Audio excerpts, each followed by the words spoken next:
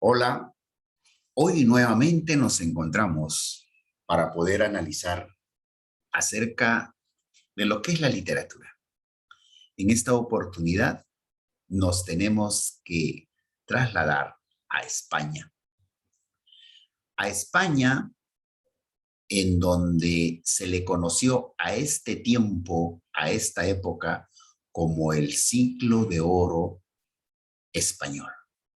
Definitivamente España, gracias a todas las riquezas que mantuvo en sus colonias, pues con toda esa riqueza, España se convierte en un imperio, potencia en el mundo en ese entonces, solo disputado por la Gran Inglaterra o la Gran Bretaña.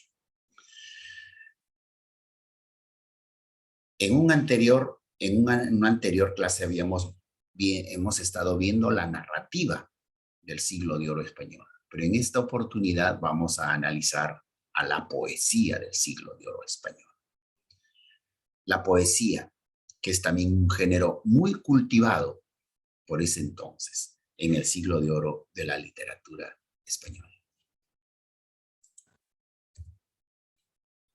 Durante el siglo de oro español coexisten dos etapas poéticas. Durante el siglo XVI, la identidad renacentista.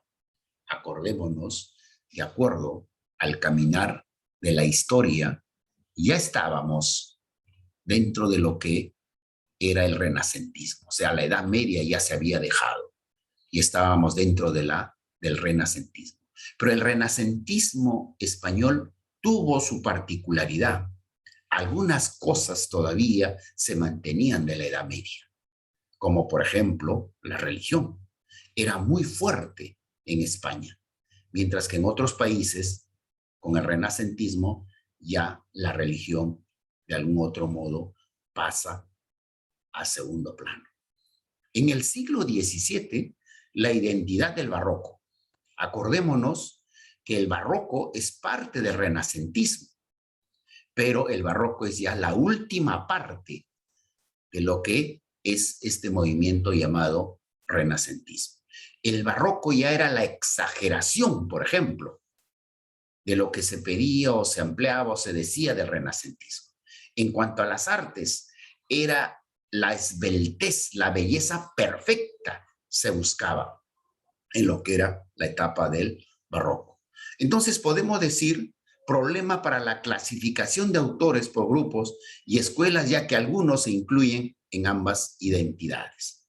Entonces aquí no podemos decir si el poeta A o el poeta B o el poeta C perteneció al renacentismo o al barroco. Los dos, o los tres, o los cuatro se daban dentro de lo que era el siglo de oro de la literatura española. Mejor conozcámoslo de esa manera. Poetas del siglo de oro de la literatura española. En el siglo XVI, en el Renacimiento, miren quiénes son los que sobresalen. En Italia, la ola italiana invade España. Hay que recordar siempre que el renacentismo, su nacimiento como tal, tiene en Italia. En toda lo que es la península itálica se desarrolla o nace el renacentismo. Con estos tres grandes que aportaron, el mismo Dante Alighieri y también los otros dos conocedores. Molière fue otro de los grandes que aportó para el renacentismo. Entonces la ola italiana invade España en la literatura y las artes durante el siglo XVI. Se desarrolla la poesía mística. Cuando hablamos de misticismo hablamos religiosa, poesía religiosa. Corte española muy religiosa. Se hablaba de una corte de ese entonces. Cuando hablamos de corte, siempre acuérdate de lo que es el reino o el rey. ¿Ya? Entonces, la corte española muy religiosa, la persecución judía, o sea, los conversos, ¿no? Entonces, por esa época se dio una especie de también persecución judía.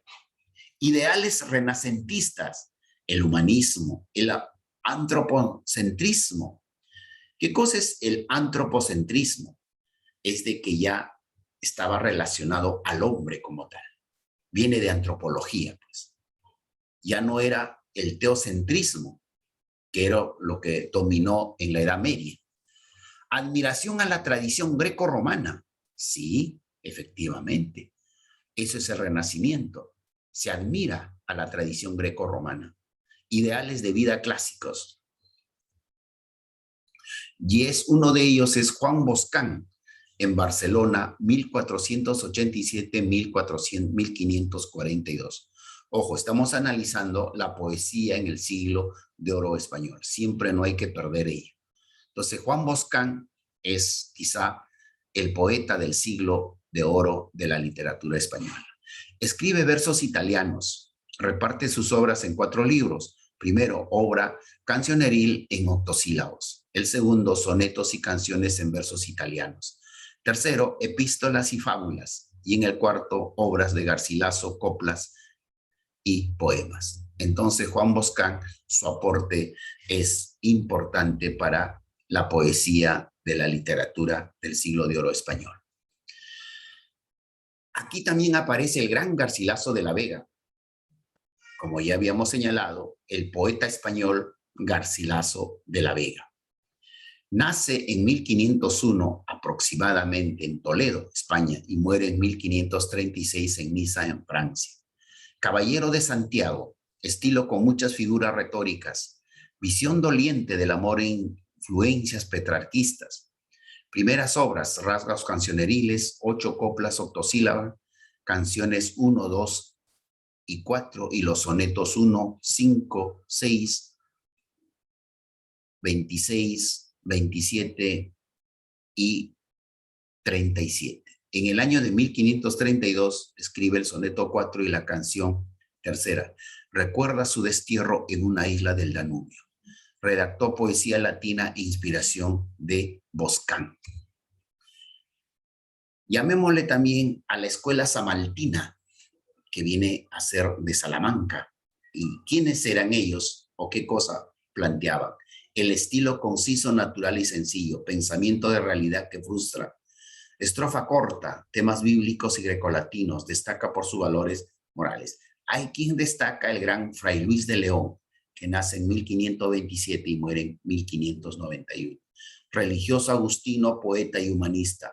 Inquisición, 5 años encarcelado por preferir la edición hebrea de la Biblia. Él se mantuvo en ello porque le habían señalado de que él tradujera al latín, primero al latín, la Biblia, pero él dijo, yo me mantengo y que tiene que ser escrita o mantenerse en hebrea la Biblia. Y eso le cuesta la Inquisición y quizá apresura su muerte del gran Fray Luis de León. Oda a Francisco Salinas, lira como estrofa, tradujo a los clásicos latinos Horacio y Virgilio, modelos constantes a imitar. Estos vienen a ser la de las obras de Fray Luis de León. La escuela sevillana, entonces estamos hablando ya de Sevilla, que también es un lugar muy importantísimo en España de esa época. Estilo grandilocuente, uso de figuras retóricas, entusiasmo, furor platónico, estrofa larga, composición extensa. Gutiérrez de Cetina sobresale en la escuela sevillana entre el año de 1520 y 1557.